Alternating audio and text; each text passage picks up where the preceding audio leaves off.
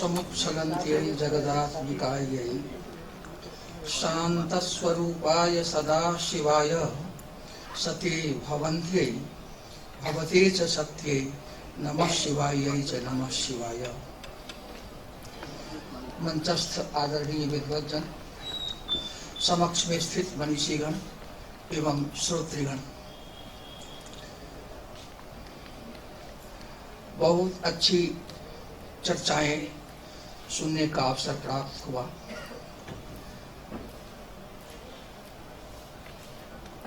स्वतंत्रता अथवा स्वातंत्र्य यह पर्याय शब्द है। हम जब श्रुति का विलोकन करते हैं तो हमें यह ज्ञात होता है स्वातंत्र्य है क्या चीज। पाणिनि के पास पहुंचते हैं तो बड़ी स्पष्टता से कहते हैं स्वतंत्र कर्ता। किसी भी क्रिया में जो करने में स्वतंत्र हो उसी को कर्ता माना जाएगा, और स्वतंत्र का ही भाव है स्वातंत्र्य या स्वतंत्रता। हम जब श्रुति के विभिन्न आयामों में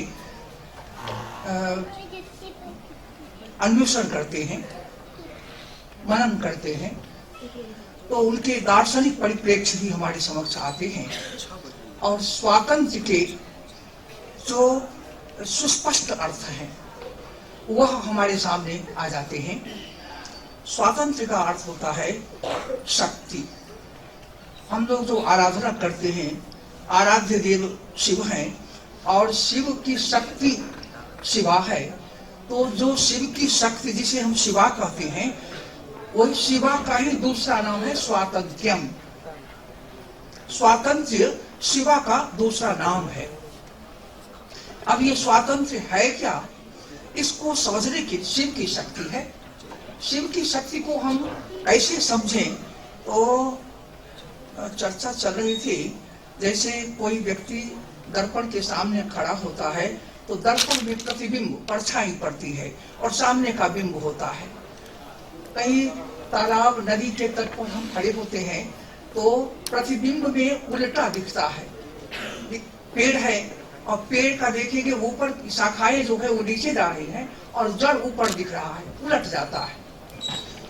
ठीक यही दर्पण के सामने खड़े हो तो दाहिना हाथ बाएं ओर में दिखेगा परछाई में, और बायां हाथ दाहिने तरफ दिखेगा। शिव का प्रतिबिंब है जीव, भगवान शिव का प्रतिबिंब जीव है, और उस जीव को समझना है कि यह प्रतिबिंब शिव का है, बिंब है शिव, तो शिवता में रूपांतरण हो जाए। यही है स्वातंत्र्य शक्ति की अवधारणा और स्वातंत्र्य शक्ति की अवधारणा का परिणाम। तो यह कैसे होता है, तो थोड़ी चर्चा करेंगे। नवीन जैसा लगेगा आपको विषय, पर है अत्यंत प्राचीन परंपरा का विषय। स्वातंत्र्य को हम 5 भागों में बांटे तो ठीक ठीक समझ में आता है वो एक ही शक्ति। पर जैसे किसी एक विद्वान की विद्या के विषय में चर्चा की जाए और उनको 5 भागों में बांट करके हम उनकी विद्या के विषय में समझें तो ठीक ठीक समझ में आता है। उसी तरह से स्वातंत्र्य शक्ति है एक, शिवा भवानी है एक जो शिव की शक्ति है, और शिव की शक्ति से अतिरिक्त शिव है ही नहीं कुछ, शक्ति ही सब कुछ है।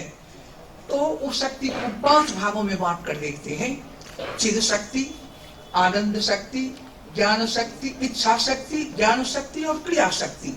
इन 5 भागों में जब हम बांटते हैं तब स्वातंत्र्य शक्ति को हम ठीक ठीक समझते हैं।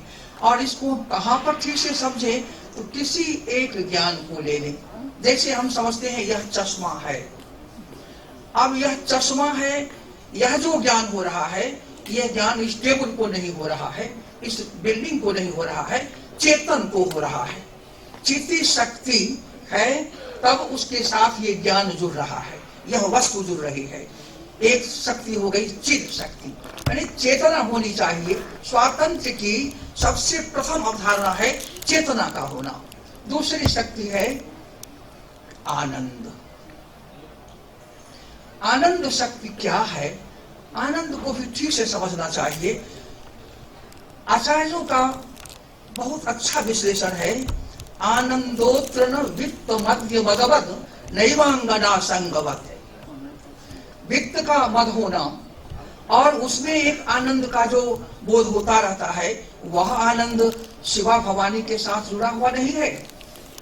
हर्ष संस्कृति भेद मुक्ति सुखभू भारावतारोपमः। जैसे हमारे ऊपर कुछ भार आ जाए और उसको उतार करके किसी दूसरे को सौंप दें और हम हल्के हो जाते हैं, हम वही हैं। आरोपित जो भार है वह जैसे ही उतरा हम आह्लाद से भर उठते हैं। आनंदोत्रण आनंद जो है वह जो धन संपदा का मद है, जो सुख सुविधाएं हैं शारीरिक इंद्रिय को लेकर प्राण को लेकर, वह आनंद आनंद नहीं है। आनंद है जो बंधन है और उसकी जो मुक्ति हो जाना है और उसके बाद जो एक अपना स्वाभाविक सुख का आह्लाद का अनुभव होने लगता है, वही है हर्ष और यही है आनंद शक्ति। तो चेतना होनी चाहिए पहले शर्त में, दूसरे शर्त में है आनंद शक्ति का प्राकट्य होना चाहिए, और तीसरा इसका प्रभेद आता है इच्छा। जैसे ही हमने जाना ये चश्मा है, अब इसके साथ हमारी इच्छा जुड़ जाती है। बहुत अच्छा चश्मा है, दूर भी देखता है नजदीक भी देखता है, सूरज की रोशनी में भी ये काम आता। इस तरह से हम इसका कैसे उपयोग करें, एक इच्छा जागृत हो जाती है। ये सब के सब अत्यंत स्वच्छ इच्छा है, स्वच्छ आनंद है और स्वच्छ चेतना है। चिति आनंद इच्छा, और इच्छा के साथ ज्ञान जुड़ता है। जो नैयायिक और वैशेषिकों का मानना है कि पहले ज्ञान और फिर उसके विनियोग की इच्छा, वह यहाँ नहीं है। इच्छा पहले हमारे अंदर जागृत होती है कि हमें क्या करना है। मदन मोहन मालवीय जी महाराज, उनके अंदर इच्छा जगी हमें क्या करना है, तो अब ज्ञान और अपना ज्ञान और जो सही से पराहत हुआ आक्रमण कार्यों के द्वारा, और विशेष रूप से हम लोग जो उसमें थोड़ा आगे हो गए थे, तो हम उसको छोड़ना नहीं चाहते थे, क्योंकि हमको ये संसार का सुख छूटते हुए बड़ा कष्ट हो रहा था। उस सारे पारतंत्र का विदारण करने का 75वें वर्ष में हमारी राज सत्ता में कुछ महापुरुष आए और उस स्वातंत्र को ले आने के लिए बीड़ा उठा लिया। तो काल और राजा, इन दोनों में कौन बलवान है, कहा हमारा शास्त्र, इसमें संदेह नहीं करना।